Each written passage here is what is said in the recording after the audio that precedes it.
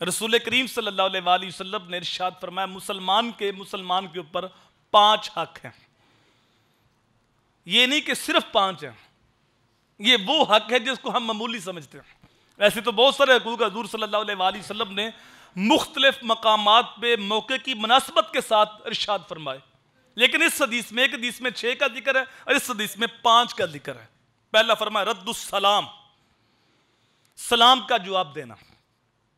ایک تو حکم ہے کہ جب تم ملتے ہو، اس کو جانتے ہو یا نہیں جانتے، اس کو سلام کرو۔ اور ایک روایت میں آتا ہے جو سلام کرنے میں پہل کرتا ہے اللہ تعالیٰ اس کو 90 رحمتیں عطا کرتا ہے، اور جو جواب دیتا ہے اس کو 10 رحمتیں ملتی ہیں۔ تو سلام کرنا سنت ہے اور اس کا جواب دینا واجب ہے۔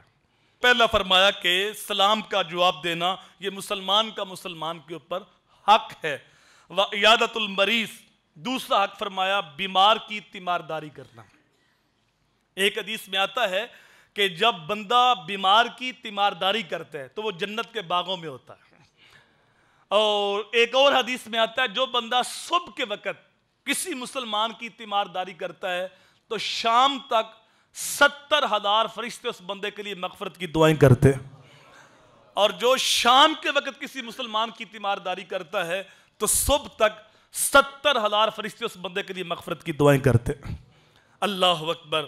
وَاتِّبَاعُ الْجَنَائِزِ، تیسرا فرمایا کہ جنازے کے ساتھ شرکت کرنا۔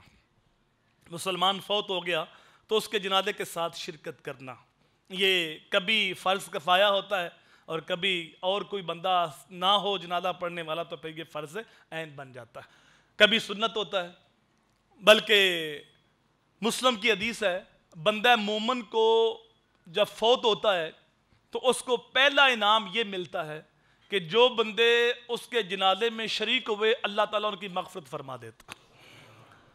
اسلام کے اندر تو ہے ہی بڑا کچھ، 2 ہی باتیں ہیں، جس کا پڑھا گیا وہ نیک ہے تو جنہوں نے پڑھا ان کی مغفرت ہوگی، اور اگر پڑھنے والوں میں کوئی نیک ہے تو جس کا پڑھا گیا اس کی مغفرت ہوگی۔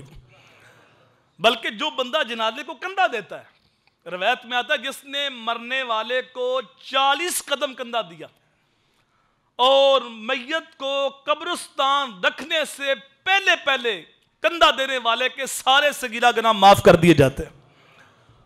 بخشوانے اسے گیا تھا کام اپنا بن گیا، اٹھ فریدہ ستیا تے میلا ویکھن جا، مات کوئی بخشیا مل جائی تے تم ہی بخشیا جا۔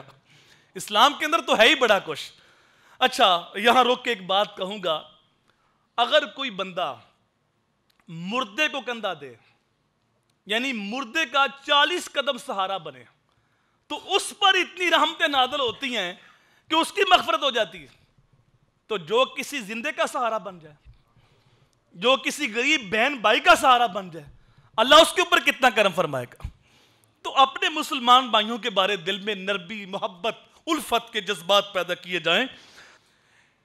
چوتھا فرمایا اجابت الدعوہ، دعوت قبول کرنا۔ جب کوئی دعوت دے تو اس کی دعوت قبول کی جائے۔